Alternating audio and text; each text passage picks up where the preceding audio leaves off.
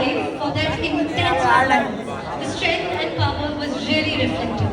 Next, I would like to call upon token number 6 from Mumbai.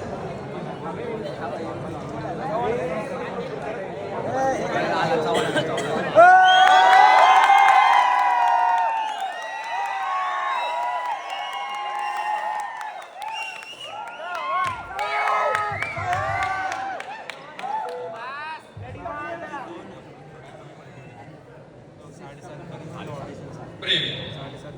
प्रियकर आणि त्याची प्रिय त्याच प्रियसीला सूर्य आणि चंद्र तोडून आणणाऱ्यांच्या गर्दीमध्ये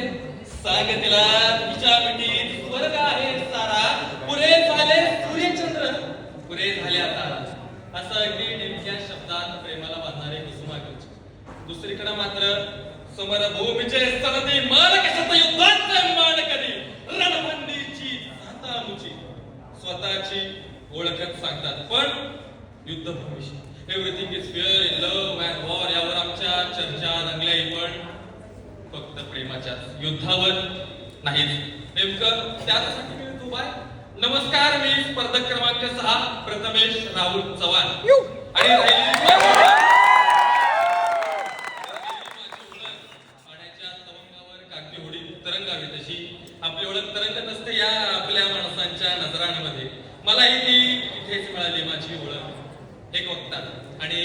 एक उत्तम वक्ता होण्याच्या वाटेवर माझा प्रवास सुरू आहे आणि निघायचंय होडीचा हात धरून इतिहास शोधायला निघायचं म्हणून साहजिकच होतं इथं येऊन मी त्या जीर्ण झालेल्या पानांवर काहीतरी बोलला आणि सांगायला चाललंय माझी नाही तुमची माझी आपल्या प्रत्येकाची ओळख अगदी पटवून द्यायला आपल्या बाप दादांच्या रणचंडीला पुजलं त्याच्याकडे असा पदर पसरून काहीतरी मागायला आलं पण त्यात असावा सुंदर स्वप्नांचा बंगला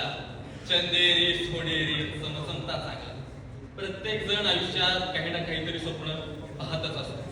ती पूर्ण करण्यासाठी प्रयत्नांच्या पराकाष्ठाही करत असतो पण कधी कधी त्या प्रयत्नांची हाती उरतो तो पराभव हात हटे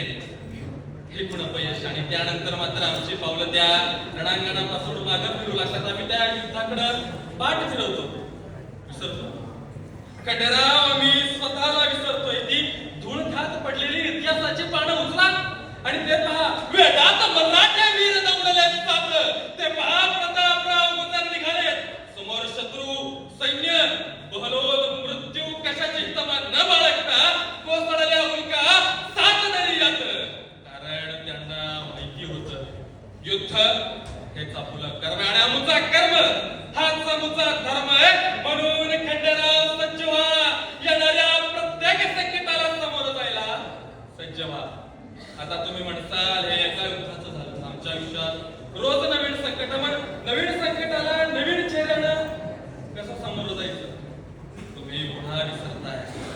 खंडेराव विसरताय तुमच्या धाकल्या धाड्यासमोर नियतीनं अशी कित्येक संकट रचून ठेवली होती पण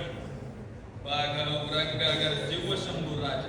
शिव औरंगागर सर्व शंभूराज है चीला औरंगागर बाज शंभूराज है बाज औरंगागर गरुड शंभूराज है गरुड मुघल राज बेरुंड शंभूराज है काल म्लेच्छ राज महाकाल शंभूराज है आणि त्याच धाकल्या धड्याचे चाकरणा आपण म्हणून उचला ते समशेर आणि चला माझ्यासोबत आजकाल लोक म्हणतात हेही दिवस सरतील तसा येईल एक दिवस सारी संकट संपतील सारी युद्ध थांबतील आणि तो सर्वोपरी असणारा काळ असा तुमच्या पुढ्यात उभा राहील आणि विचारेल तुम्हाला अरे कोण तुम्ही तेव्हा छातीचा कोट करून सांगा त्याला अरे मी बीर बीर करत यमुनाच्या डोक्यात रक्ताचा चिरकांडा काढणार दगड तुम्ही ती पहा तांदळे पिस्तूल चापकरांनी त्यातच झाडलेली गोळी ही मीच रणांगण गाजवणाऱ्या प्रत्येक तलवारीची झाड आहे मीच आणि शत्रूच्या छाताडावर झालेला प्रत्येक वारही मीच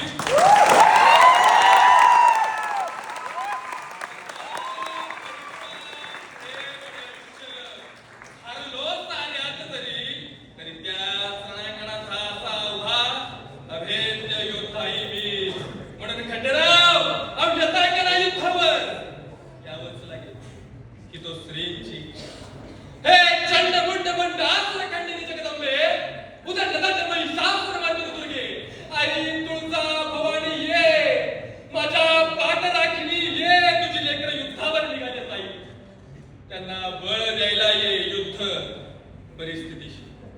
युद्ध